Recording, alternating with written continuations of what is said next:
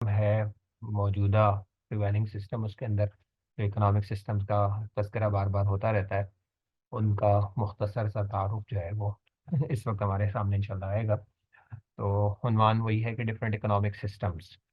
इसमें सबसे पहली बात तो ये है कि ये चार तरह के सिस्टम जो है वो रहे हैं तारीख के एतबार से। अगर देखा जाए तो एक ट्रेडिशनल इकोनॉमिक सिस्टम रहा है, दूसरा मार्केट इकोनॉमिक सिस्टम है, तीसरा कमांड इकोनॉमिक सिस्टम है, और चौथा जो है वो मिक्स्ड इकोनॉमिक सिस्टम है। अगर मार्केट इकोनॉमिक सिस्टम की बात की जाए तो उसकी कुछ क्वालिटीज़ हमारे सामने आती हैं। क्वालिटी इसकी ये है कि ये गुड्स सर्विसेज वर्क और मखसूस ट्रेंड्स पे जो है वो क्या होता है, इस्टेब्लिश होता है। इससे ज़्यादा जो है वो इसके अंदर वो नहीं होती है। यानी चीज़ें भी बहुत महदूद और सर्विसेज भी महदूद किस्म की, काम भी महदूद किस्म का। तो उस तरह की चीज़ों पर जो सिस्टम बेस करता था वो ट्रेडिशनल इकोनॉमिक सिस्टम था। बार्टर सेल होती थी, दूध देकर जो है वो क्या कहते हैं, कपड़े ले लिए, कपड़े देकर जो है वो चावल ले लिए, और इस तरह की जो चीज़ें होती थी। तो लाजिम बात है कि वो बार्टर थी, मनी पर और करेंसी पर बेस्ड इकोनॉमी नहीं थी, बेस्ड ऑन गुड्स थी। किसी से काम ले लिया और उसके बदले में उसको चीज़ें दे दी, सर्विसेज ली, और उसके बदले में भी कोई पैसे नहीं दिए जा रहे, बल्कि क्या दी जा रही है, चीज़ें दी जा रही हैं कि भाई आप हमारे यहाँ ये हमारा घर बना दें, और आपको जो है वो क्या मिलेगा, 50 किलो गंदम मिलेगी मिसाल के तौर पे। तो वो भी जो है वो गुड्स पे ही बेस करेगा। कोई भी जो है वो काम के बदले में काम करवा लिया, हम आपका घर बना देते हैं, आप हमारे कपड़े सी दें मिसाल के तौर पे। ठीक है। तो इस तरह की चीज़ों से ये ट्रेडिशनल सिस्टम चलता था। बहुत ही बेसिक नोयत का सिस्टम है, लाजमी बात है कि बिल्कुल बुनियादी ज़रूरियात को ये पूरा कर सकता है। इसके अंदर ये सलाहियत नहीं नज़र आती है कि ये बहुत बड़ी बड़ी सहूलियात, बहुत बड़ी बड़ी ज़रूरियात को क्या कर सके, पूरा कर सके। तो बुनियादी नोयत की जो सहूलियात हैं ये उन्हीं को पूरा करने की सलाहियत रखता है। सबसे कदीम, मोस्ट एंशियंट है। लाजमी सी बात है कि अगर तारीख के अंदर इकोनॉमिक्स का मुताला करें करें करें करें तो सबसे आखिर में जो सिस्टम हमें नज़र आएगा तो वो ट्रेडिशनल सिस्टम ही नज़र आएगा। इसी तरह से कि लोग चीज़ों के बदले में चीज़ें ले रहे हैं और काम के बदले में काम करवा रहे हैं, और इसी तरह की चीज़ें जो है वो नज़र आएंगी। आ, इसकी एक और अहम बात यह है कि आज भी रूरल जो सेटिंग्स हैं, सेकंड वर्ल्ड में, थर्ड वर्ल्ड में, तो वहाँ अब भी कहीं कहीं इसके आसार नज़र आते हैं।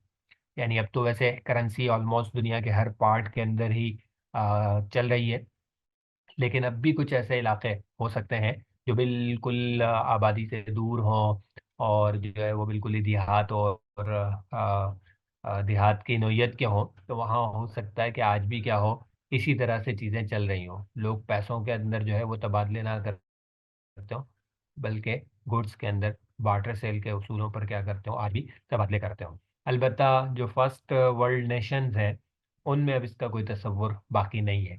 यानी वो ममालिक जो दुनिया के एतबार से आजकल तरक्की याफ्ता ममालिक समझे जाते हैं, डेवलप्ड कंट्रीज समझी जाती हैं, फर्स्ट वर्ल्ड नेशंस जिनको कहा जाता है, तो उनके यहाँ अब ये ट्रेडिशनल सिस्टम का शायद किसी भी जगह पे उनकी कंट्रीज़ में इसका भी इम्कान ना हो। इसकी एक कैरेक्टरिस्टिक है, बहुत अहम कैरेक्टरिस्टिक है। वो क्या है कि हाईली सस्टेनेबल है ये। सस्टेनेबल का क्या मतलब समझ में आता है सलीम साहब? नहीं मालूम सर। अच्छा जी, कोई और किसी का अंदाजा क्या समझ में आता है? हाईली सस्टेनेबल बहुत से ज्यादा क्या सर, मुराद हो प्रैक्टिस सकती में, है? प्रैक्टिस में। और जी? प्रैक्टिकली। प्रैक्टिकली। और कोई जी? अच्छा, ये मुमताज साहिबा का मैसेज है कि आवाज़ कट के आ रही है, बाकी लोगों को भी ऐसा कोई इशू है? नहीं सर, सही आ रही है। नहीं सर, साफ आ रही है अच्छा, आवाज तो तो। बस फिर तो शायद उनके यहाँ इंटरनेट की कनेक्टिविटी का इशू होगा। बहुत ज्यादा मुतकव्विम। बहुत ज़्यादा मुतकव्विम, ये डिक्शनरी ने यही मतलब बताया नहीं सर, है? डिक्शनरी नहीं खोली। डिक्शनरी नहीं खोली फिर?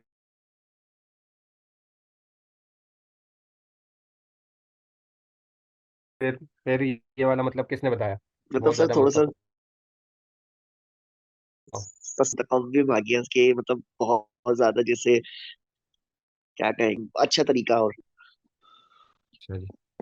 हाँ, मुतकव्विम तो कीमत से निकला है ना, तो कीमत से तो ज़ाहिर सस्टेनेबिलिटी का कोई ताल्लुक खास वो नहीं सर है। हम सस्टेनेबिलिटी का मतलब क्या तकवीत से होता है? बोलना चाहते थे। तकवीत से बोलते बहुत ज़्यादा कवि ये कहना चाह रहे हैं।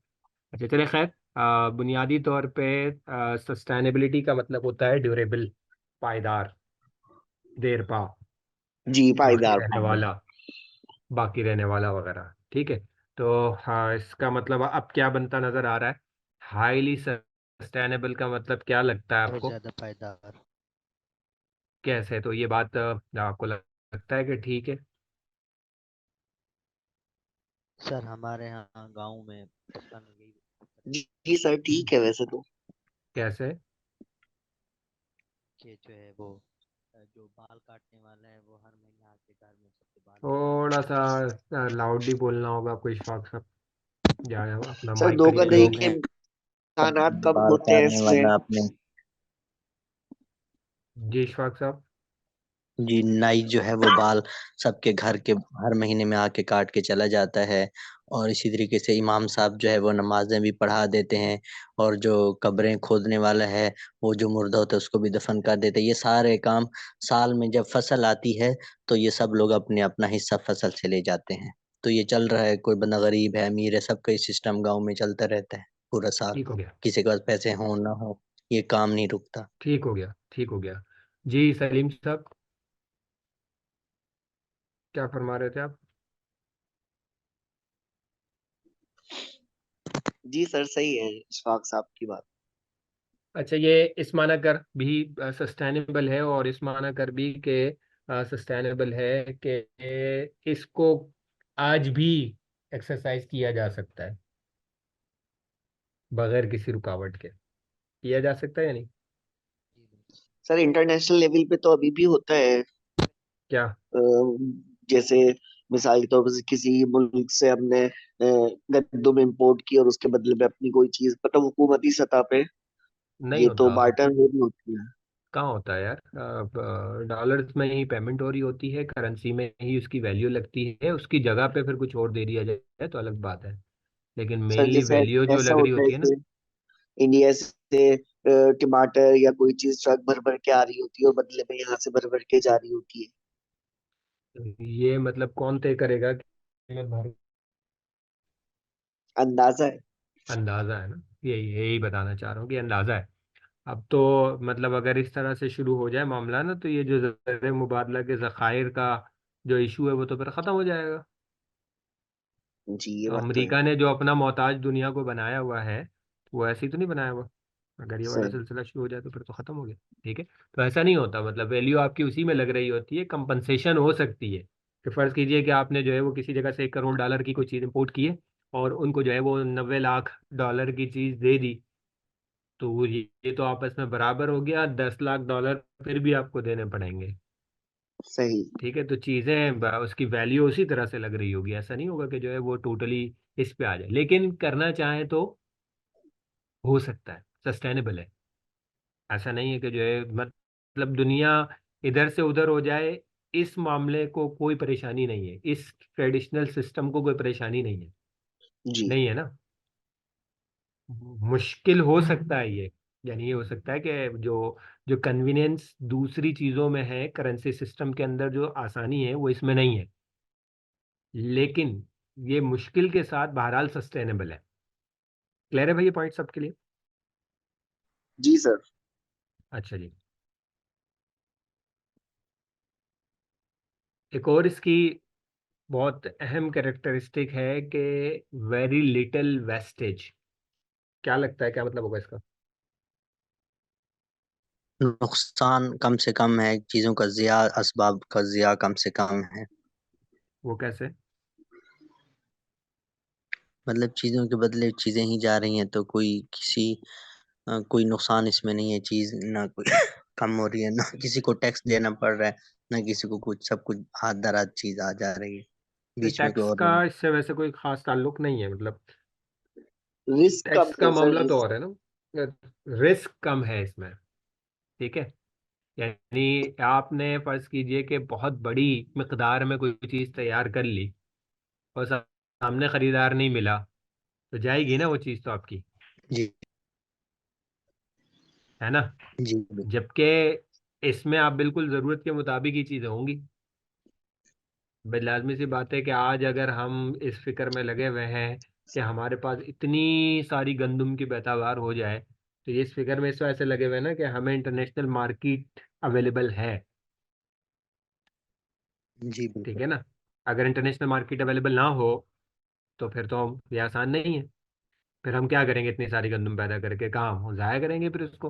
तो इस वजह से उतनी पैदा करेंगे जितनी के ज़रूरत होगी। ठीक है, सर लेकिन ये वाला इस, पॉइंट रिपीट कर दें, सॉरी, पॉइंट रिपीट कर दें ये वाला लास्ट। वेरी लिटिल वेस्टेज वाला ना। जी जी जी। हाँ, हाँ, तो हम ये कह रहे हैं कि इसके अंदर वेस्टेज बहुत कम है। वेस्टेज इसी वजह से कम है कि इसमें ज़रूरत के मुताबिक चीज़ें तैयार की जाती थी। जितनी ज़रूरत है उतनी गंदम उगाई जाएगी, जितनी ज़रूरत है उतनी जो है वो चावल उगेगा, जितनी ज़रूरत है उतने कपड़े बनाए जाएंगे।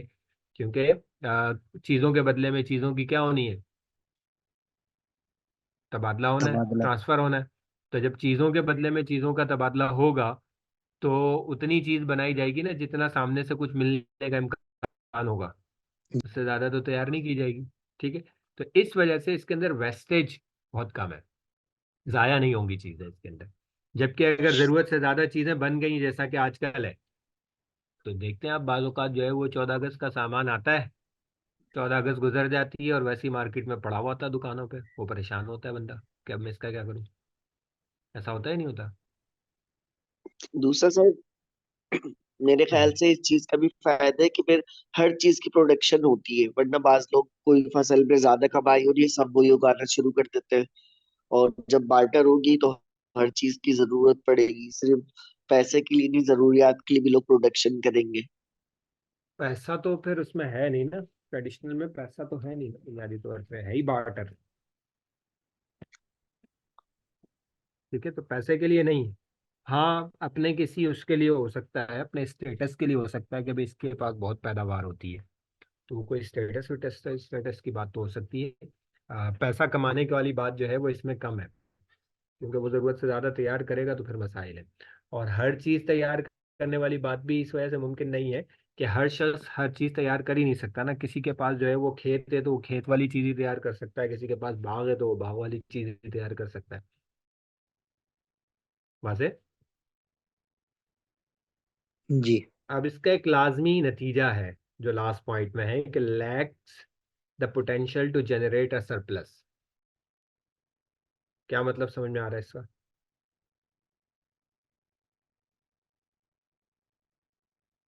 यानी जो है सरप्लस तो इसको कहते हैं ना, जरूरत से ज्यादा जब चीज होती है तो उसको तैयार करके रखना, फिर जो है उससे कमाई ज्यादा से ज्यादा इख्तियार करना, वो उसका इम्कान कम से कम ही है। क्यों कम है? क्योंकि जरूरत के मुताबिक ही चीजें बनाई गई हैं, जितनी माशरे को जरूरत होगी उससे ज्यादा नहीं बनाएंगे, पैसा है ही नहीं इसमें इन्वॉल्व। जी सरप्लस की मतलब कोई पैसा तो हासिल ही नहीं करना इसके बदले में। जी जी। तो सरप्लस वाली सूरत हाल इसके अंदर इसका पोटेंशियल नहीं है कि ज़रूरत से ज़्यादा चीज़ क्या हो सके, तैयार हो सके। हर शख्स जो है वो अपने ज़रूरत के मुताबिक ही चीज़ तैयार करेगा, उससे ज़्यादा तैयार करने का उसको कोई फ़ायदा नज़र ही नहीं आएगा तो वो करेगा भी नहीं। ठीक है, अच्छा जी। इसके दूसरे मुकाबले में, सर, जखीरा अंदोजी पर भी फर्क पड़ेगा। सॉरी, जो मतलब मसनूई किल्लत पैदा कर दी जाती है और जखीरा अंदोजी की जाती है, उस पर भी फर्क पड़ता है हाँ इससे। हो सकता है, उससे उस पर फर्क पड़ सकता है। क्योंकि ये जो मुनापली का जो मामला है वो अभी ज़्यादा है ना, अब बहुत ज़्यादा है मुनापली का मामला। उसकी वजह यही है कि मसनूई किल्लत करना आसान है, सारी चीज़ें मार्केट को कंट्रोल करना आसान है। ठीक है, क्योंकि मार्केट का बड़ा तस्वुर अब मौजूद है, तो बड़े पैमाने पे चीज़ों को कंट्रोल करने की वजह से छोटी छोटी मार्केट, छोटे छोटे ताजिर जो है उससे क्या हो जाते हैं, मुतासर हो जाते हैं। चलिए, इसके बाद जो मारूफ इकॉनमी या इकोनॉमिक सिस्टम है वो मार्केट इकॉनमी है। मार्केट इकॉनमी के बारे में पिछले सेमेस्टर में भी कुछ थोड़ी सी बात हुई थी। इसके कुछ फीचर्स जो है वो हमारे सामने आते हैं कि एक अहम तरीन फीचर उसका जो है वो ये है कि the right to private property. Market economy ये कहती है कि पर्सनल लेवल की प्रॉपर्टी जो है वो रिस्पेक्टफुल है। क्या मतलब है इसका, कोई बताएगा?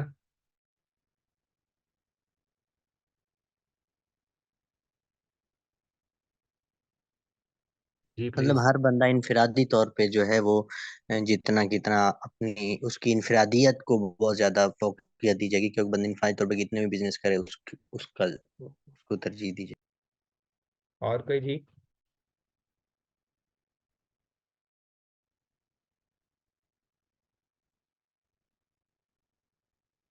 जी जनाब, और कोई? ठीक है, शौक साहब भी सही कह रहे हैं। और कोई इसके अलावा इसमें कुछ ऐड कर? प्राइवेट प्रॉपर्टी से क्या समझ में आता है? यानी हर बंदा प्राइवेट, इंडस्ट्री बना सकता है, जैसा कि उसमें दूसरे सिस्टम में होता है, कंट्रोल इकोनॉमी में नहीं बना सकता, तो इसमें जी बना सकता है फैक्ट्री। नेशनलाइज वाली पॉलिसी। ठीक हो गया। चाइना मुकाबले में सवाल होता है ना, सरकारी के मुकाबले में जी प्राइवेट का लफ्ज इस्तेमाल होता है, ऐसे ही है। ठीक है। तो अब वाज़ेह मतलब प्राइवेट प्रॉपर्टी का मतलब है कि इनफरादी मिल्कियत, शख्सी मिल्कियत। प्रॉपर्टी का मतलब है मिल्कियत। ठीक है। तो शख्सी मिल्कियत का हक मार्केट इकोनॉमी में होता है। शख्सी मिल्कियत का हक होने का क्या मतलब होगा कि हर शख्स जो है वो अपनी चीज़ों का खुद मालिक बन सकता है। उसके पास ये अथॉरिटी है, उसके पास ये राइट है कि वो किसी चीज़ को अपनी प्रॉपर्टी में, अपनी मिल्कियत में लेना चाहे तो ले सकता है। उसके ऊपर ऐसी कोई पाबंदी नहीं है कि इस चीज़ को वो अपनी मिल्कियत में नहीं ले सकता। क्लियर है? जी बिल्कुल। इसी तरीके से freedom of choice by consumers, principle of consumer sovereignty, इसके अंदर जो है वो कंज्यूमर की सोवरेनिटी की बात की जाती है। सोवरेनिटी का क्या मतलब होता है भाई? ये हकमियत आला जिसको कहा जाता है, मतलब इख्तियार। सोवरेनिटी सिर्फ हाकमियत कहलाए। ठीक है। तो कंज्यूमर सोवरेनिटी का मतलब क्या होगा? प्रिंसिपल ऑफ कंज्यूमर सोवरेनिटी का मतलब क्या होगा कि इसके अंदर किसके पास यानी इख्तियार किसके पास है या हाकमियत किसके पास है? बुनियादी तौर पे कंज्यूमर के पास है। कंज्यूमर से क्या मुराद है भाई? खरीदार जो है उनके पास। सारिफ। सारिफ। जी। ठीक है। तो अच्छा जी, एहतशाम साहब कह रहे हैं कि आवाज़ नहीं आ रही। बाकी लोगों को तो आ रही है भाई, क्या कर सकते हैं। एहतशाम साहब अपने स्पीकर को ज़रा चेक कर लें, हो सकता है कि उसमें कोई इशू। लेकिन ये भी तो उनको आवाज़ नहीं गई होगी। जी कोई सर, अब पैगाम दे दे क्लियर। भाई इनको। अच्छा क्लियर है, जज़ाकल्लाह। तो सॉवरेनिटी जो है वो कंज्यूमर को हासिल होगी, सारिफ को हासिल होगी। सारिफ खरीदार की शक्ल में भी हो सकता है, किसी और शक्ल में भी हो सकता है, किराएदार की शक्ल में भी हो सकता है। ठीक है। तो मुख्तलिफ शक्लें सारिफ की हो सकती हैं। इसका मतलब ये है कि सारिफ के पास ये फ्रीडम है कि वो जो चीज़ चाहे ले, जो चीज़ चाहे ना ले। उसको मजबूर नहीं किया जा सकता कि तुम्हें यही लेना पड़ेगा, तुम्हारे पास और कोई ऑप्शन नहीं है। तो ये इख्तियार जो है वो मार्केट इकोनॉमी के अंदर होता है कि मार्केट के अंदर 10 तरह की चीज़ें मौजूद हैं। आप चाहें तो नेस्ले ले लें, आप चाहें तो कोई पाकिस्तानी ब्रांड ले लें। ठीक है, ये आपके पास है।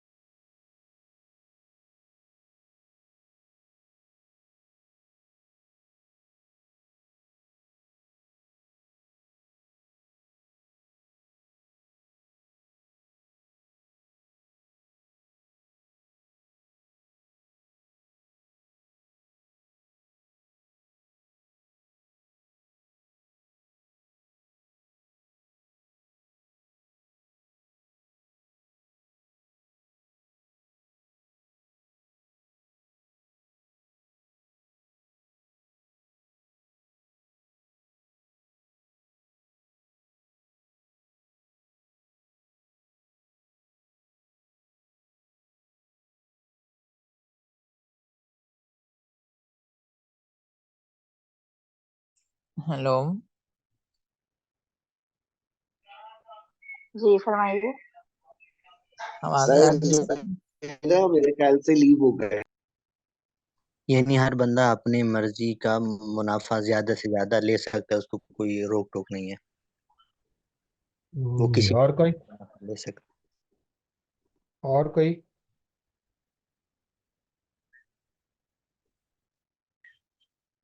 इसका मकसद जो है ना सिर्फ प्रॉफिट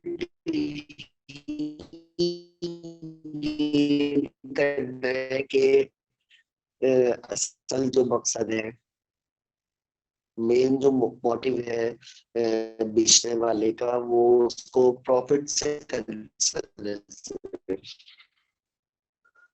उसको हम्म, इससे फर्क नहीं पड़ता कि खरीदार। मेरी आवाज क्लियर आ रही है लोगों को? जी अब सर आपकी अब क्लियर है। आइए। तो सलीम सलीम सलीम साहब की जी आवाज तो मेरे ख्याल में नहीं आ रही थी। जी सलीम साहब की नहीं आ रही थी आप? मेरी आवाज भी नहीं आ रही भाई, आप लोगों को आ रही है बाजार? जी आ रही है, अब अब आ आ रही रही है सर। सर आपकी आवाज अच्छा बिल्कुल क्लियर है, अच्छा, सलीम भाई सलीम की साहब क्लियर नहीं। कुछ कह रहे थे लेकिन कुछ समझ में नहीं आया क्या कह रहे थे। चले, वो जो भी कह रहे थे और कोई कह दे।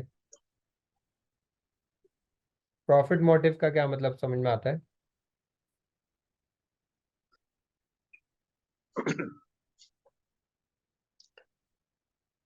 सर हम ये कह रहे थे कि जो बेचने वाला है ना, उसका मेन मोटिव जो होता है वो प्रॉफिट होता है ना। उसको इससे कंसर्न नहीं होता कि मेरे जो मैंने रेट हाई करे हुए हैं या जो मैं प्रॉफिट ले रहा हूँ उसकी, वो लोगों के लिए मतलब इस्तेताअत है उसकी नहीं है। उसका मेन मोटिव बस ये होता है कि मैं ज्यादा से ज्यादा या अपनी मर्जी का प्रॉफिट जो है ना जनरेट करूँ। चल, और कोई किसी की अंडरस्टैंडिंग इस लफ्ज से?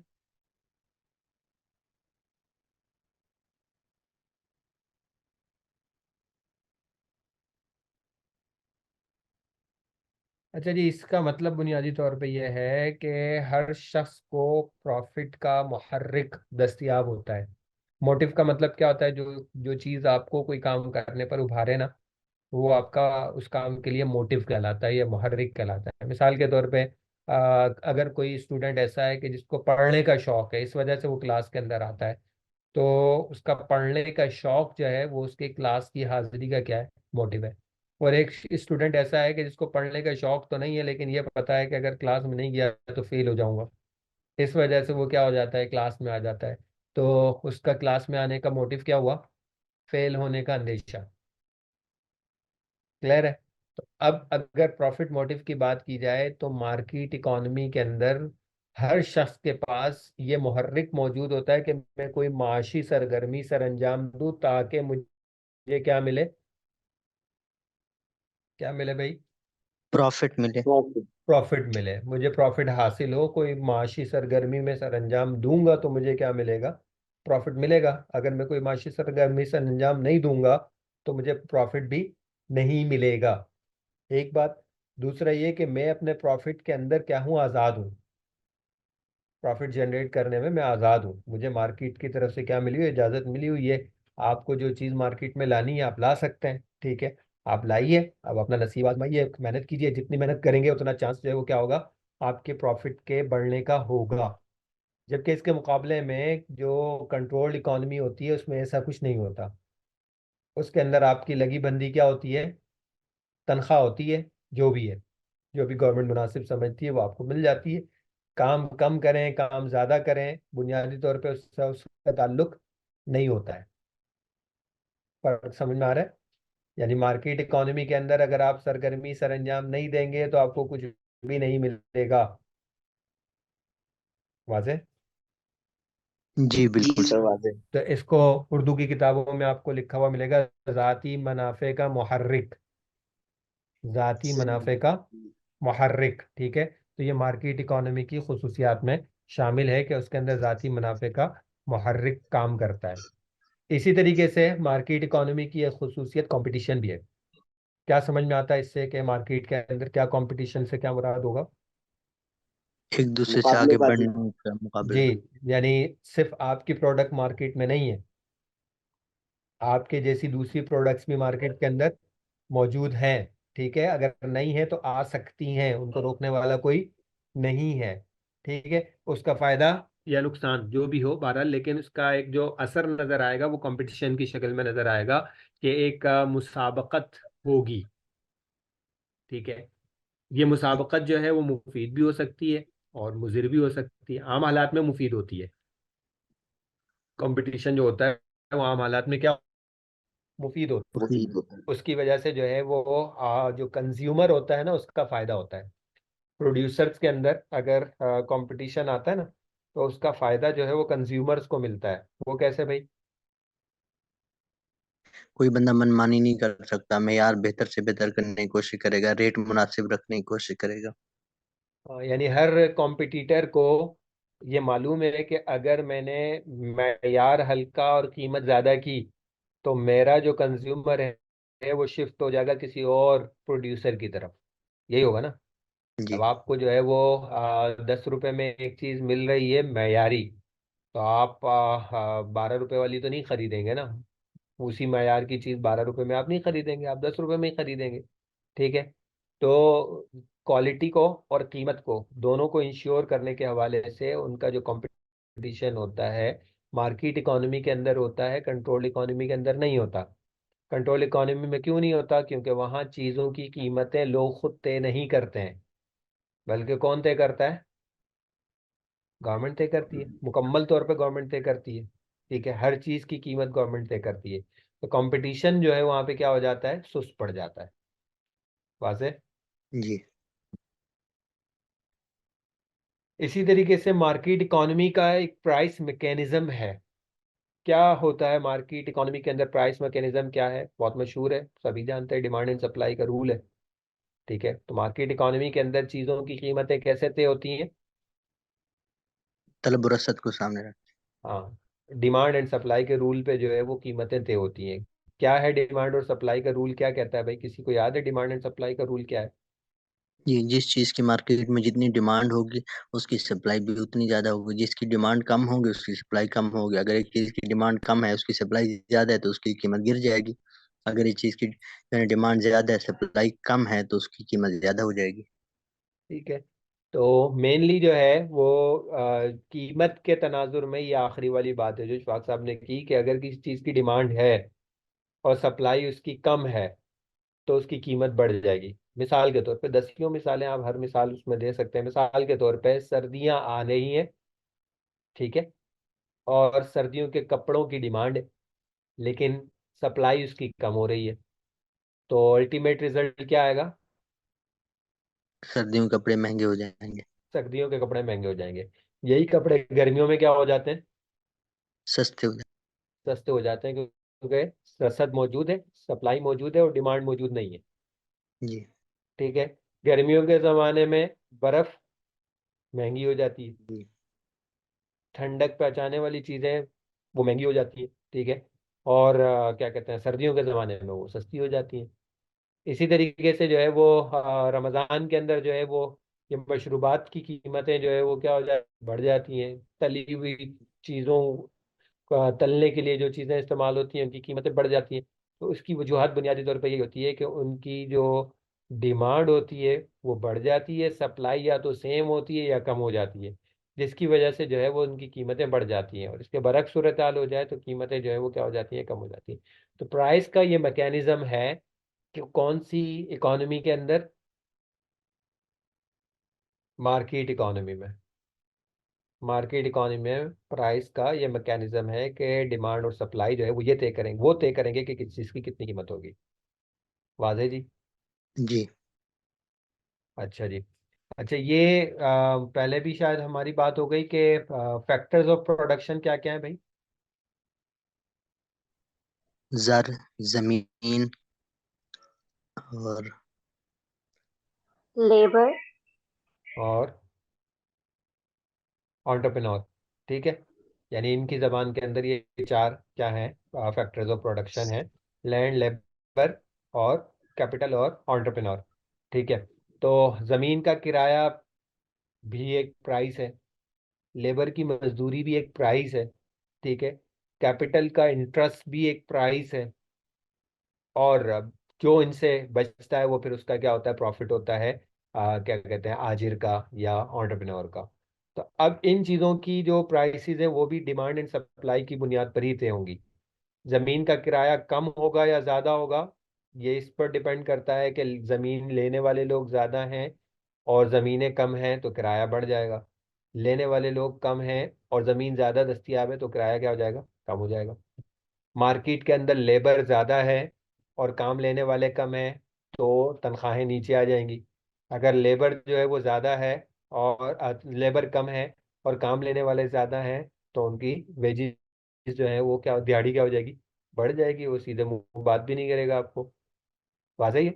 तो प्राइस का पूरा मैकेनिज्म जो होता है वो इसी के साथ चल रहा होता है। कैपिटल का भी यही मामला, वो कहता है कि अगर लोग पैसा देने के लिए ज़्यादा तैयार हैं तो उसका इंटरेस्ट रेट कम हो जाता है, और अगर पैसा देने वाले कम है और लेने वाले ज़्यादा हैं तो इंटरेस्ट इंटरेस्ट रेट क्या हो जाता है, बढ़ जाता है। अच्छा जी, ये मीटिंग ख़त्म होने वाली है और बज़ाहिर हमें फिर 10 मिनट का इंतज़ार करना पड़ेगा, तो फिर मैं व्हाट्सएप पे आप लोगों को इनका जो इसके अंदर वो होता है, रोल होता है, वो बहुत ही माइनर होता है। बहुत ज़्यादा जो है वो गवर्नमेंट के इंटरफेरेंस नहीं होती है। अगर असल के एतबार से देखा जाए तो असल के एतबार से तो ये इसमें बिल्कुल वो होना ही नहीं चाहिए। गवर्नमेंट का कोई सिरे से किरदार नहीं होना चाहिए, ठीक है। लेकिन चूंकि अब किसी भी जगह पे प्योर 100% प्योर अब वो मार्केट इकोनॉमी कहीं पर भी प्रिवेल नहीं करती है, इस वजह से जो है वो गवर्नमेंट्स जो है वो कुछ ना कुछ इंटरफेरेंस करती ही है। ऐसा किसी भी जगह पे नहीं होता कि अब गवर्नमेंट की कोई इंटरफेरेंस ना हो। तो गवर्नमेंट इंटरफेरेंस करती है, लेकिन अब वो बहुत माइनर रोल होता है। मेजर रोल जो होता है वो खुद प्रोड्यूसर्स के पास होता है। प्राइवेट जो लोग होते हैं जिनके वो खुद तैयार करते हैं, खुद जो है वो उसकी कीमतें तय करते हैं। गवर्नमेंट बुनियादी तौर पे इस बात को इंश्योर करती है कि मासेस का कोई नुकसान ना हो, यानी अक्सरियत जो है वो आवाम की उसकी वजह से किसी मुश्किल में ना आए। तो बस सिर्फ वो इतना अपना रोल प्ले करती है, इससे ज़्यादा नहीं होता गवर्नमेंट का। सेल्फ इंटरेस्ट या प्रॉफिट मोटिव जो है, ये दोनों चीज़ें एक दूसरे से मिलते जुलते ही हैं कि इंसान के ज़ाती जो मफादात होते हैं वो दोनों साइड पर जो है वो क्या कर रहे होते हैं, अपना रोल प्ले कर रहे होते हैं, कंज्यूमर के साइड पर भी और प्रोड्यूसर के साइड साइड पर भी। ये बात पहले हो चुकी थी कि बुनियादी तौर पे इकोनॉमिक्स जो है वो दो रवैयों का क्या करती है, मुताला करती है। कंज्यूमर का रवैया और प्रोड्यूसर का रवैया। कंज्यूमर सारिफ है, प्रोड्यूसर चीज़ें तैयार करने वाला है। तो ये जो मार्केट इकोनॉमी होती है इसमें दोनों का सेल्फ इंटरेस्ट होता है। कंज्यूमर का सेल्फ इंटरेस्ट भी होता है, वो अपने अपने इंटरेस्ट के एतबार से चीज़ों को क्या कर सकता है, इंतखाब कर सकता है। और जो हाँ प्रोड्यूसर होता है उसका भी इंटरेस्ट होता है कि वो प्रॉफिट को ज़्यादा से ज़्यादा हासिल करने की कोशिश कर सकता है। अच्छा जी, इसी तरीके से एक और फीचर इसका जो है वो इन इक्वालिटीज ऑफ इनकम है। क्या समझ में आता है इससे, इन इक्वालिटीज ऑफ इनकम से?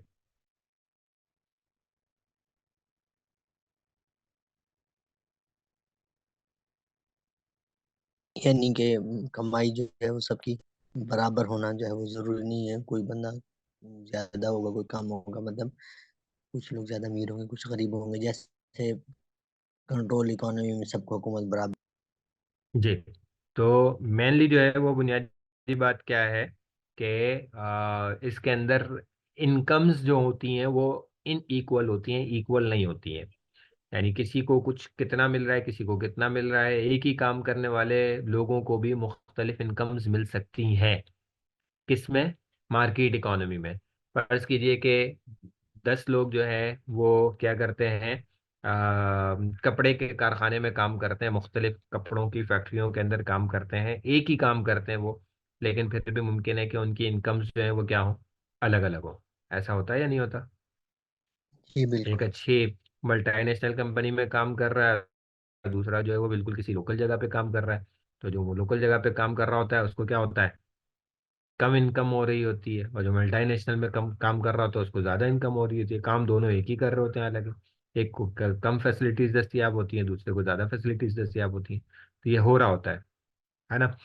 तो हाँ, उसके अंदर ऐसा नहीं होता।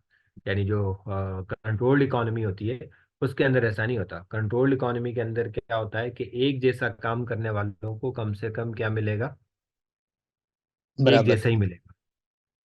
ठीक है। तो ये फर्क आता है कंट्रोल्ड इकोनॉमी में और क्या कहते हैं मार्केट इकोनॉमी में। मार्केट इकोनॉमी की एक और खुसूसियत जो है एग्जिस्टेंस ऑफ नेगेटिव एक्सटर्नैलिटीज है। एक्सटर्नैलिटी से क्या समझ में आता है?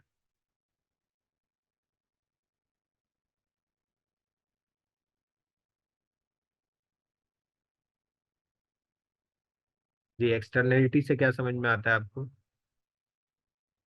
तो बैरूनी जो है वो असरात, हाँ, जो क्या कहते बैरूनी हैं। जो असरात हैं वो एक्सटर्नैलिटी है बुनियादी तौर पे ना। ठीक है। तो एक्सटर्नल फैक्टर्स जो होते हैं वो असरअंदाज होते हैं किस में? Market economy. मार्केट इकोनॉमी में। और वो भी नेगेटिव भी क्या करते हैं, अपना असर दिखाते हैं। नेगेटिव भी असर जी। दिखाते हैं अपना। सही ठीक है, मिसाल के तौर पे असल में। जी। जी। सॉरी। जी जी, मैं ये कह रही थी इसलिए कोई एग्जाम्पल। जी। असल में ये जो टेक्निकली इसका मतलब है कि किसी भी मामले की जो दो मेन पार्टीज होती हैं उसके अलावा कोई थर्ड पार्टी जो है वो क्या हो रही हो, मुतासिर हो रही हो, चाहे वो क्या कहते हैं उसका नुकसान ही क्यों ना हो रहा हो, लेकिन वो कोई लीगल वो ना इख्तियार कर सकता हो। मिसाल के तौर पे ये जो हमारे वो हैं जितने भी ये हैं, अल्लाह भला करे, इंडस्ट्रीज हैं, ये सारी की सारी इंडस्ट्रीज क्या पोल्यूशन जनरेट कर रही हैं या नहीं कर रही हैं? जी बिल्कुल। जनरेट कर रही हैं। ठीक है। इंडस्ट्री जो है वो फर्ज कीजिए कि गारमेंट्स के कपड़े तैयार करती है और मैं और आप उसको खरीदते हैं। तो मुझे पैसे देकर जो है वो कपड़े मिल गए, कंपनी को जो है वो कपड़े बेचकर क्या मिल गए, पैसे मिल गए। लेकिन उन कंपनियों के इर्द गिर्द जो लोग रह रहे हैं, अगर वो पैसे वो उनसे कपड़े नहीं भी खरीद रहे हैं तो भी उनको क्या मिल रहा है? नुकसान। पोल्यूशन तो मिल रही है। पोल्यूशन तो उनको मिल रही है। वाज़ेह। तो ये नेगेटिव एक्सटर्नैलिटी है और वो कर कुछ भी नहीं सकता इसके खिलाफ। ये जो ग्लोबल वार्मिंग है वो मेनली नेगेटिव एक्सटर्नैलिटी की एक मिसाल है कि जिससे सब लोग क्या हो रहे हैं, मुतासिर हो रहे हैं। वाज़ेह है ना? जी बिल्कुल। सब लोग मुतासिर हो रहे हैं उससे।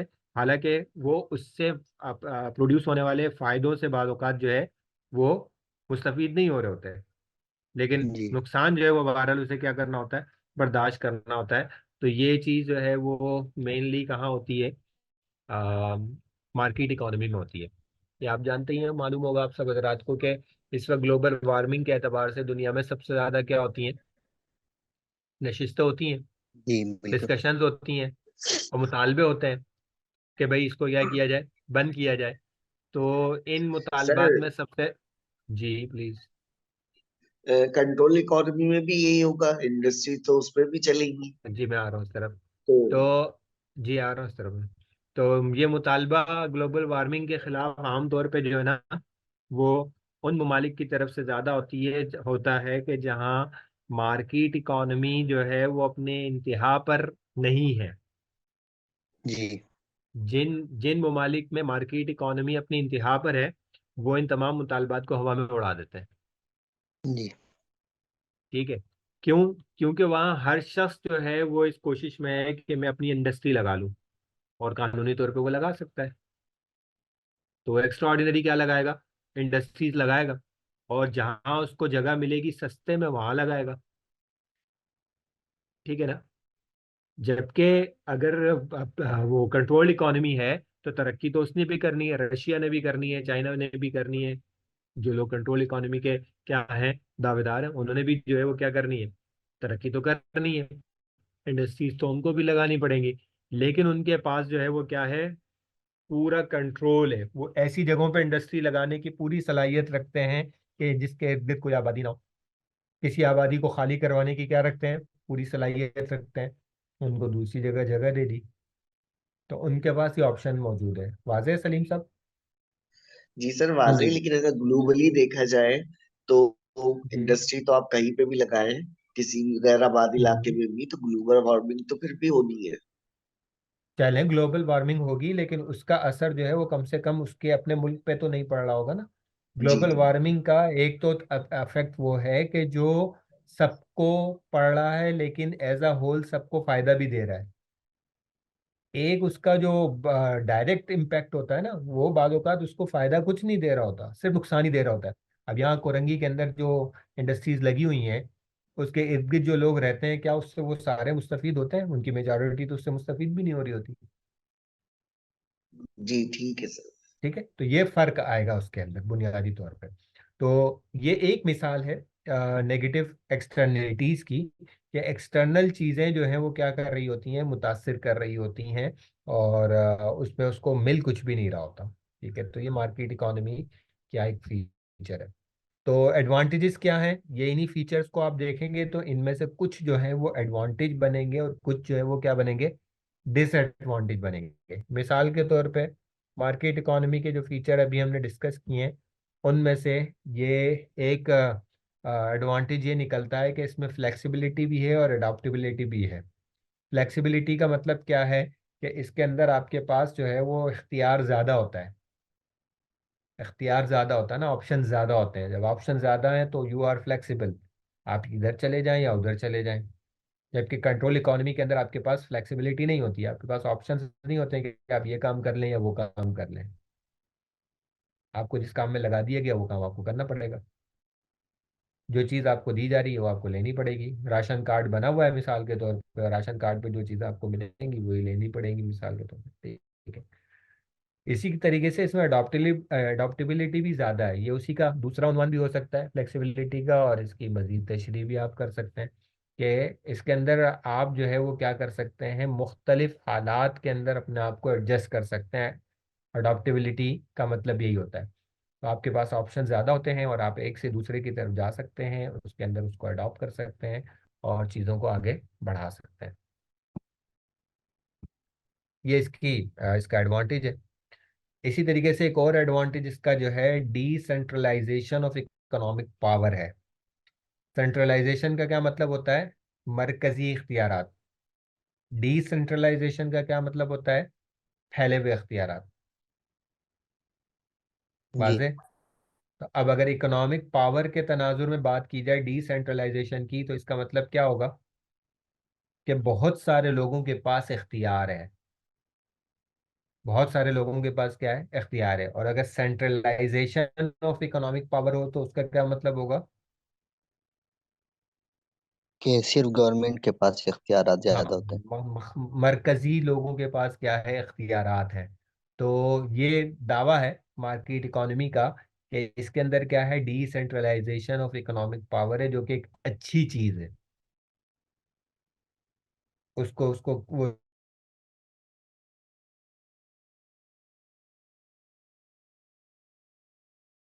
पावर क्या हो रहे होते हैं, सेंट्रलाइजेशन की तरफ जा रहे होते हैं। जो अमीर होता है वो अमीर से अमीर तर होता जाता है।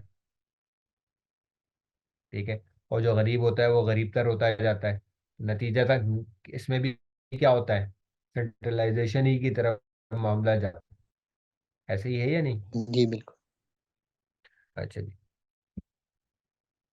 एक और इसके अंदर जो है वो फीचर ऐसा है जो इसका एडवांटेज समझा जा सकता है, वो ये है कि increase in per capita income and in standard of living.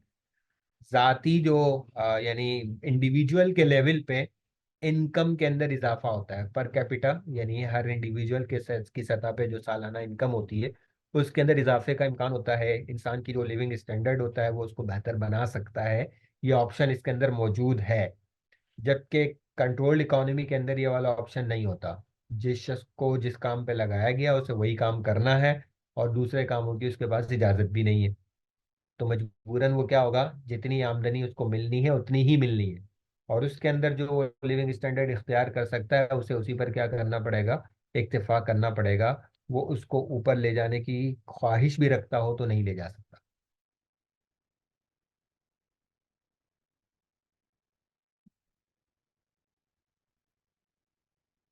इसी तरीके से मार्केट इकोनॉमी के अंदर जो है new types of consumer goods आ सकती हैं वजूद में। है ना। जब हर शख्स जो है वो क्या है, एंटरप्रेन्योर बनने का हक रखता है, तो वो नई चीजें बनाने का भी क्या रखता है, हक रखता है। वो देखता है कि भाई आजकल जरूरत इस चीज की है, तो वो चीज बना लेता है। कल को उसको किसी और चीज की जरूरत महसूस होती है, देखता है कि लोग जो है वो चीज किसी चीज की तलाश में है, गवर्नमेंट तो पता नहीं कब देगी नहीं देगी, उसने वो चीज बना ली। तो नई से नई चीजें मार्केट में आती हैं, जो कि हम देख रहे हैं रोजाना की बुनियाद पे, नई से नई चीजें क्या हो रही होती हैं, मार्केट में आ रही होती हैं। तो ये एडवांटेज है किसका, मार्केट इकोनॉमी का। एंटरप्रेन्योरशिप नतीजतन क्या होती है, एंटरप्रेन्योरशिप की ग्रोथ होती है। होगी या नहीं होगी जी जी बिल्कुल। एंटरप्रेन्योरशिप की सर। ग्रोथ, इस वजह से कि हर शख्स को जो है वो क्या तैयार है कि लोगों की जरूरत के मुताबिक चीजें तैयार करे वो, और वो लोगों के मुताबिक जरूरत के मुताबिक चीजें तैयार करता है, तो एंटरप्रेन्योरशिप जो है वो क्या होती है, बढ़ती है।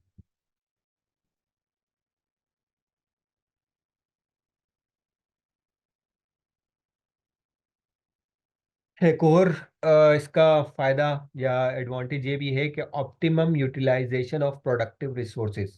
कोई बता सकता है इसका मतलब या अंदाजा।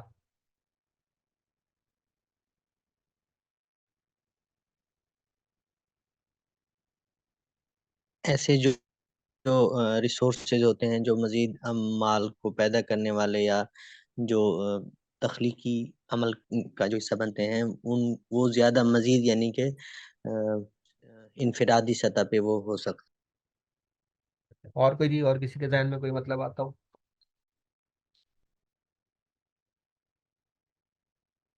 इससे मुराद जो है वो ये है कि जो प्रोडक्टिव रिसोर्सेज होते हैं जिनसे कोई प्रोडक्शन की जा सकती है, चूंकि जाती मिल्कियत को वो माना जाता है, एक्नॉलेज किया जाता है, तो लोग अपने पास दस्तयाब प्रोडक्टिव रिसोर्सेज को मैक्सिमम क्या करते हैं, यूटिलाइज करते हैं। ऑप्टिमम का मतलब होता है इंतहाई हद तक।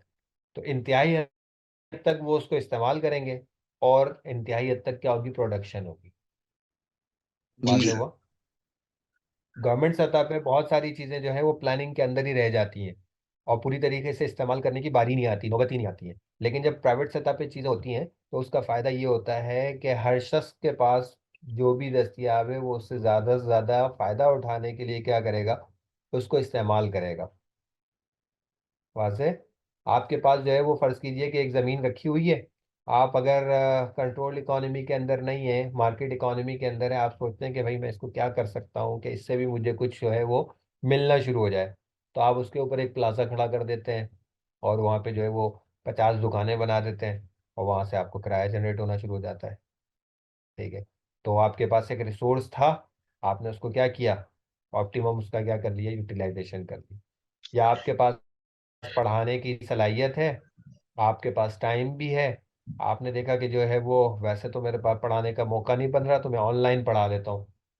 ऑनलाइन पढ़ा लिया और आपने क्या कर लिया, कुछ पैसे जनरेट कर लिए। जी सलीम साहब क्या कह यानी रहे कि हैं। सर एंटरप्रेन्योरशिप और ये लास्ट वाला जो पॉइंट है ऑप्टिमम, ये कह एक दूसरे से सकते, जुड़े हुए हाँ हैं। ये कह सकते हैं कि मुयस्सर को आप मौसर बना दें। जी जी जी, बिल्कुल बिल्कुल, ऐसे ही है कि जो चीज़ आपके पास दस्तयाब है उसको आप क्या कर लें, उससे फ़ायदा उठा लें। एक और इसके अंदर एडवांटेज ये है कि high rate of capital formation. Capital बनाने का क्या मतलब होगा, यानी सरमाया तख्लीक करना। कैपिटल फॉर्मेशन का क्या मतलब है, सरमाया तख्लीक करना। तो मार्केट इकोनॉमी के अंदर खूब सरमाया तख्लीक होता है।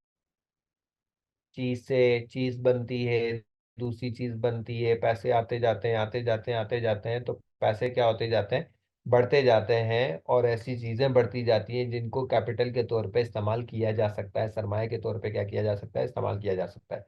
तो कैपिटल फॉर्मेशन यानी जर की तख्लीक जो है, सरमाए की जो तख्लीक है, उसका रेट, उसका जो तनासुब होता है वो ज्यादा होता है। डिसएडवांटेजेस क्या है इसके, एक तो वही मसला है, इनइक्वालिटी ऑफ इनकम, बहुत बड़ा सर मसला है। लास्ट वाला रिपीट कर दें प्लीज। लास्ट पॉइंट है high rate of capital in for. Capital का मतलब होता है सरमाया, और फॉर्मेशन का मतलब है बनाना, तख्लीक करना। ठीक है। तो हाई रेट का मतलब है ज्यादा तनासुब, उसका रेशो जो है वो ज्यादा होता है। मार्केट इकोनॉमी के अंदर जो है वो लोग ऐसी चीजें बनाते हैं जिससे कैपिटल बढ़ता है। कंट्रोल्ड इकोनॉमी के अंदर ऐसा नहीं होता। बात से यस सर, थैंक अच्छा जी। डिसएडवांटेज क्या है? एक बहुत बड़ा डिसएडवांटेज ये है कि इसमें लोगों की जो इनकम होती है वो इक्वल नहीं होती है। और जब माशरे में इनइक्वालिटी आती है तो वो अपने साथ अपनी ही मुश्किलात भी लेकर आती है। ऐसे ही है ना भाई? लोगों जी के अंदर बिल्कुल। क्या होती है, एक दूसरे के लिए नफरतें जन्म लेती हैं, एक दूसरे के साथ रवैये चेंज होते हैं, बहुत सारे मसाइल जो है वो इसकी वजह से पेश आते हैं। तो मार्केट इकोनॉमी के अंदर जो है इन इक्वालिटी ज्यादा होती है। और ये इन इक्वालिटी ऑफ इनकम जो है वो अपने साथ मफादी ले। मार्केट इकोनॉमी का एक और डिसएडवांटेज जो है वो अनबैलेंस्ड इकोनॉमिक एक्टिविटी होती है। ये अनबैलेंस्ड क्यों होती है? क्योंकि हर शख्स अपनी प्लानिंग के एतबार से चीजें लेके चल रहा होता है। बाद औक़ात लोगों की वो बैलेंस प्लानिंग नहीं होती है। मिसाल के तौर पे एक शख्स ने देखा कि इस वक्त जो है ना वो की एक मुहिम चल रही है और बहुत सारे कोल्ड ड्रिंक के ब्रांड्स जो हैं उनको लोग अवॉइड कर रहे हैं। देखा देखी और उसके ऑल्टरनेट जो है वो सामने आ रहे हैं। तो मुझ जैसे किसी शख्स को सूझा कि चलो मैं भी ये ट्राई करता हूँ, और मैंने भी जो है वो क्या कर दिया, अच्छा खासा पैसा इन्वेस्ट कर दिया। किसके अंदर? सॉफ्ट ड्रिंक्स के अंदर। तजर्बा था नहीं मुझे, बस मुझे ये ख्याल था कि शायद जो है वो इस वक्त बाइकआउट की मुहिम चल रही है तो और बहुत सारे ब्रांड चल पड़े तो मेरा भी चल पड़ेगा। पैसा मैंने अच्छा और सिवाय नुकसान के कुछ नहीं किया। ऐसी और बहुत सर सारी मिसालें वैसे हो सकती है। जी। सर वैसे ये दोनों जो पॉइंट है ये जरूरी नहीं है डिसएडवांटेज हम इनको शुमार करें, एडवांटेज भी हो सकते हैं कि वो पहले कैसे? वाले से जाहिर है लोगों में मेहनत करने की जज्बा बढ़ेगा कि भाई हम भी ज्यादा, आ, और उसके लिए वो एफर्ट करेगा। वो हो और सकता इसी है, तरह सही है। एग्रीड। दूसरे वाले पॉइंट में भी ये कि क्रिएटिविटी सबकी जागेगी कि भाई चलो कोई नई चीज तख्लीक करें, कोई नया ब्रांड लाए, प्रोडक्ट लाए। वो ठीक है, हो सकता है, यानी बोथ वे हो सकता है। लेकिन जो दुनिया के तजर्बात है वो क्या कह रहा है? जी सर। मुशाहदा क्या कह रहा है? इसको एडवांटेज में लाने को कह रहा है या डिसएडवांटेज में लाने को कह रहा है? मैन मैन सिचुएशन है सर। नहीं है, नहीं है। यानी अगर आप सही मानों में पूरी तरीके से अगर आपने गरीब और अमीर का फर्क देखा हो ना तो फिर आपको अंदाजा होगा। गरीब का इस्तेहसाल देखा हो तो फिर अंदाजा होगा। सही। ये इस्तेहसाल वो क्यों हो रहा है? वो इस्तेहसाल इसी वजह से हो रहा है ना कि इनइक्वालिटी ऑफ इनकम है। ठीक है, कि एक शख्स पूरा दिन गधे की तरह काम कर रहा है और उसको जो है वो अपने बच्चों की बुनियादी जरूरियात पूरी करने के बक रहा है। ठीक है सर। सही। और आप पूरी जी। दुनिया का अगर सर्वे करेंगे तो ये बात नजर आएगी कि ये डिसएडवांटेज बन जाता है। ओवरऑल डिसएडवांटेज बन सकता है, सम केस बन जाता है। कुछ केसेस के अंदर हो सकता है वो एडवांटेज हो, लेकिन मजमूई तौर पे वो एडवांटेज नहीं बन रहा होता, वो डिसएडवांटेज बन रहा होता है। यही सूरत हाल जो है दूसरे मामले के अंदर भी पेश आ जाती है अक्सर व बेशतर। ठीक है, तो ये मसला होता है। अच्छा जी, एक और डिसएडवांटेज वही है, एक्सप्लॉइटेशन ऑफ लेबर है। लेबर के साथ जो है वो क्या होती है, ज्यादती होती है, इस्तेहसाल होता है उनका। ठीक है, वही उसी के साथ जुड़ा हुआ है इनइक्वालिटी के साथ।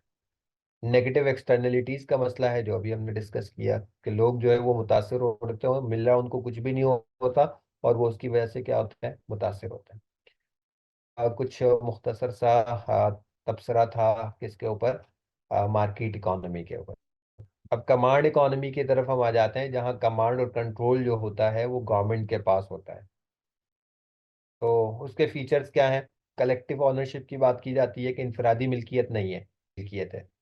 इनफरादी मिल्कियत का तस्वुर किसका है? मार्केट इकोनॉमी का है। ठीक है। कंट्रोल इकोनॉमी के अंदर या कमांड इकोनॉमी के अंदर जो है वो इनफरादी मिल्कियत नहीं होती है बल्कि रियासत की मिल्कियत होती है। और रियासत की मिल्कियत का मतलब होता है कि पूरी आवाम की मुश्तरका मिल्कियत। इसी तरीके से सेंट्रलिंग की बात की जाती है। वहाँ जो है वो क्या था, प्रॉफिट मोटिव की बात थी, और हर शख्स जो है वो अपनी खुद प्लानिंग करता है। मार्केट इकोनॉमी के अंदर वो देखता है किस चीज़ की ज़रूरत है, वो प्लान करता है, उसके मुताबिक चीज़ लेके आ जाता है। लेकिन कमांड इकोनॉमी के अंदर ये फैसले कौन करेगा कि क्या लाना है और क्या नहीं लाना है, और किसको क्या देना है और किसको क्या नहीं देना, ये फैसले कौन करेगा? सेंट्रल होंगे ये फैसले, इंडिविजुअल सतह पे नहीं होंगे, इंस्टीट्यूशंस की सतह पे या ऑर्गेनाइजेशंस की सतह पे नहीं होंगे, बल्कि ये फैसले जो है वो क्या होंगे, स्टेट लेवल पर होंगे। गवर्नमेंट का रोल बहुत ज़्यादा स्ट्रॉन्ग होता है इसके अंदर, ठीक है। मैक्सिमम सोशल वेलफेयर का दावा है असल में। ये जो कमांड इकोनॉमी है ये मेनली जो है ये रिएक्शन थी किसका? इकोनॉमी का। सोशलिज्म ये कैपिटलिज्म का रिएक्शन था, ठीक है।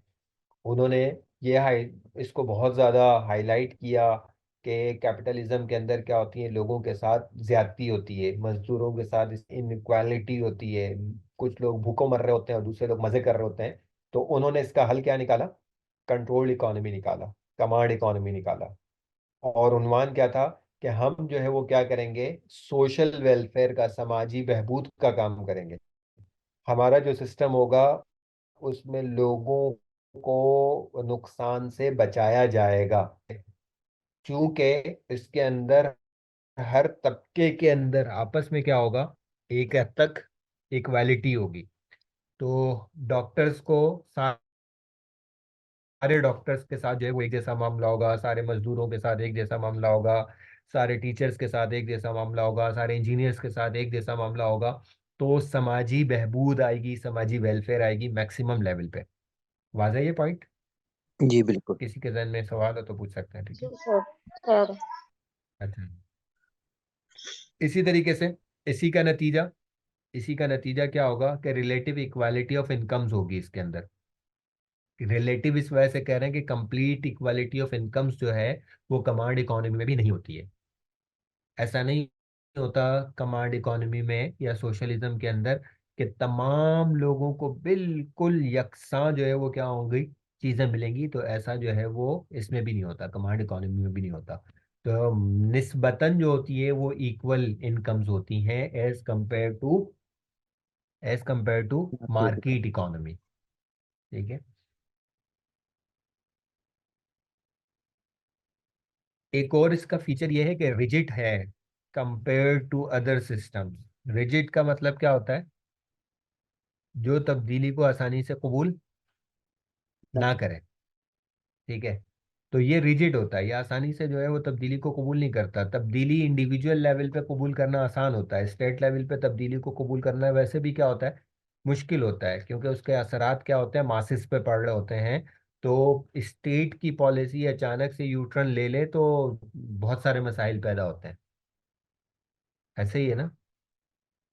जी तो बिल्कुल। स्टेट्स को क्या करना पड़ता है, चीज़ों को आहिस्ता आहिस्ता लेकर चलना पड़ता है। तो चूंकि ये स्टेट लेवल की इकोनॉमी है तो इसमें ये मसला होता है। तो इसका लाजमी नतीजा है कि स्लोली टू चेंज, चेंज को बहुत आहिस्ता आहिस्ता कबूल करता है।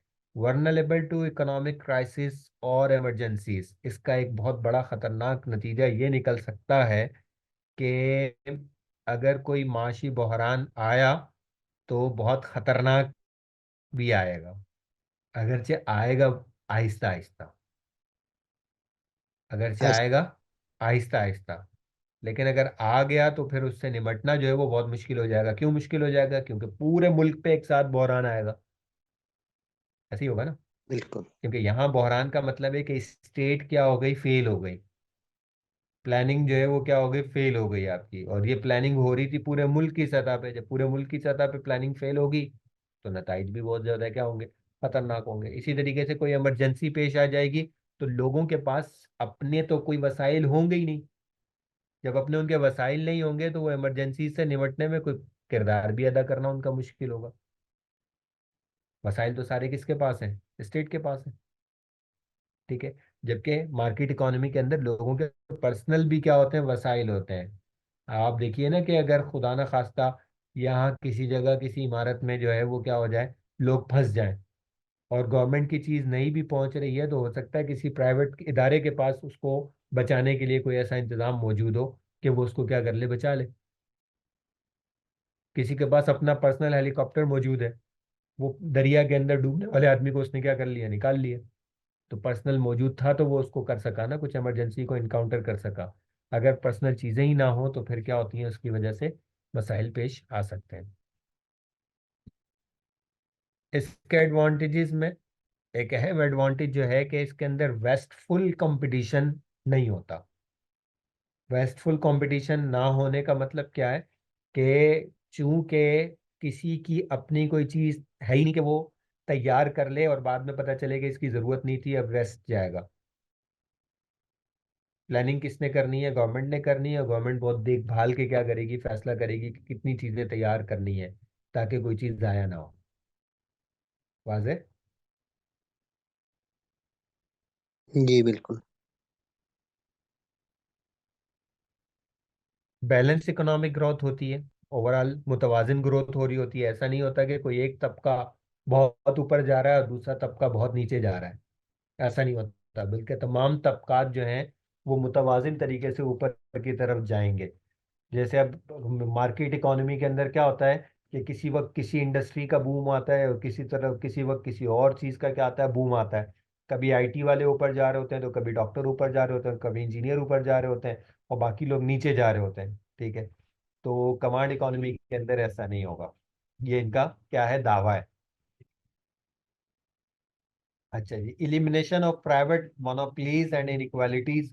जब प्राइवेट ओनरशिप होगी ही नहीं तो प्राइवेट मोनोपलीज भी नहीं होंगी। प्राइवेट मोनोपली का मतलब क्या है कि कुछ लोग मिलकर क्या कर लें, किसी चीज पर अपना इजारादारी कायम कर लें। तो इसका तस्वुर जो है वो कमांड इकोनॉमी के अंदर नहीं होगा, क्योंकि प्राइवेट ओनरशिप ही नहीं है। ठीक है। डिसएडवांटेज क्या है इसके? एक तो बड़ा डिसएडवांटेज ये है कि ऑटोमेटिक प्राइस डिटर्मिनेशन इसके अंदर नहीं होती है। खुद ब खुद चीज़ों की कीमतें तय होने का खुदकार कोई निज़ाम नहीं होता है, बल्कि कीमतें लाजमी किसने तय करनी है? गवर्नमेंट ने। गवर्नमेंट ने करनी है। हर सूरत में जो है वो गवर्नमेंट ने कीमत तय करनी है। मार्केट डिमांड एंड सप्लाई की बुनियाद पे खुद ब खुद कीमतें तय होना जो है वो इसके अंदर नहीं हो सकता है। ठीक है। अच्छा, ये एक डिसएडवांटेज है। अगर कीमतों का जो तरीकाकार नेचुरल सेटिंग पे चलता रहे ना, डिमांड एंड सप्लाई नेचुरल से तय होती है और उसका फायदा जो है वो सबको होता है। Absence of incentives for hard work and efficiency, ये भी होगा कि मार्केट इकोनॉमी के अंदर ज्यादा मेहनत के ज्यादा समरात होते हैं ना। प्लान्ड इकोनॉमी के अंदर, कमांड इकोनॉमी के अंदर ऐसा नहीं है। जी। ठीक है। आप ज्यादा काम करें या कम काम करें, आपकी जो तनख्वाह तय है आपको वही तनख्वाह मिलनी है। तो इंसेंटिव्स का उसके अंदर तस्वुर नहीं होता है। ठीक है। एफिशिएंसी दिखाने का कोई तस्वुर नहीं होता है। यानी हमारे यहाँ देखें, ये जब नेशनलाइज हुई ना चीज़ें तो ख़राब हो गई। जो चीज़ें कौमी तहवील में चली गई, सरकारी तहवील में चली गई, वो ख़राब हो गई। ख़राब किस वजह से हुई? इसी वजह से हुई कि लोगों को पता था भाई काम करो या ना करो तनख्वाह तो मिलेगी, तो गधे लोगों ने घोड़े काम सर करना ही सब छोड़ दिया। बराबर हो जाते हैं। और प्राइवेट, जी, और प्राइवेट इदारे के अंदर जो है जो काम करेगा तो वो रहेगा, जो काम नहीं करेगा वो खारिज हो जाएगा। ठीक है। या उसकी तनख्वाह कम हो जाएगी या उसका प्रमोशन नहीं होगा। तो ये जो इंसेंटिव्स होते हैं वो एफिशिएंसी के साथ और हार्डवर्क के साथ जुड़े हुए होते हैं। मार्केट इकोनॉमी में, कमांड इकोनॉमी में ऐसा नहीं होता। इसी तरीके से इकोनॉमिक फ्रीडम नहीं है, ये तो बहुत ही वाज़ेह। इकोनॉमिक फ्रीडम ना होना जो है ये बाज़ वक़्त क्या करता है, नुकसान देता है। रेड टेपिज्म का मतलब ये है सुर्ख रुकावटें डालना। तो जब कमांड सिस्टम होता है तो अप्रूवल्स का एक पूरा क्या रहेगा, सिलसिला रहेगा ना। इसके बाद इसका अप्रूवल चाहिए, इसके बाद इसका अप्रूवल चाहिए, इसके बाद इसका अप्रूवल चाहिए।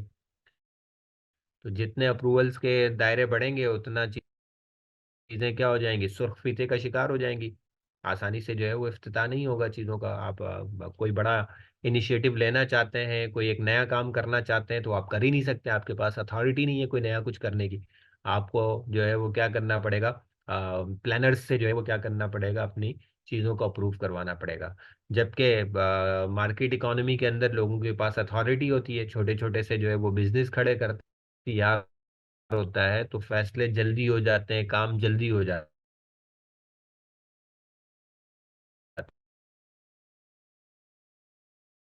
है, खाते में काम होते होते होता है भाई। बनी हुई है, आपको 10 रुपए की चीज से अभी काम है तो भी फुला साहब इस पे दस्तखत करेंगे, और 10 लाख का काम है तो भी फुला साहब दस्तखत करेंगे। ठीक है, तो इस तरह के मसाइल जो है वो क्या होते हैं, कमांड इकोनॉमी के अंदर ज्यादा होते हैं as compare to market economy. अब एक और सिस्टम है मिक्स्ड इकोनॉमी, उसके अंदर दोनों तरह की चीजें चल रही होती हैं, पब्लिक और प्राइवेट सेक्टर दोनों चल रहे होते हैं, और कुछ चीजें जो होती हैं वो क्या होती हैं, आवाम के या प्राइवेट सेक्टर के इकोनॉमिक वेलफेयर होता है, माशी तौर पे जो है वो मुल्क आगे जाता है, क्योंकि दोनों तरह के इदारे जो है वो क्या कर रहे होते हैं, काम कर रहे होते हैं, और अपना अपना पार्ट जो है वो अपना अपना रोल प्ले कर रहे होते हैं। इकोनॉमिक प्लानिंग में भी दोनों शामिल होते हैं, पब्लिक प्राइवेट ऑनरशिप की बात बार बार होती है, हमारे मुल्क में भी आपको सुनने को मिलता रहता है भाई, ये एक जॉइंटली जो है वो क्या एफर्ट है जिसके अंदर पब्लिक और प्राइवेट इदारे दोनों शामिल हैं, तो वो दोनों मिलके क्या कर रहे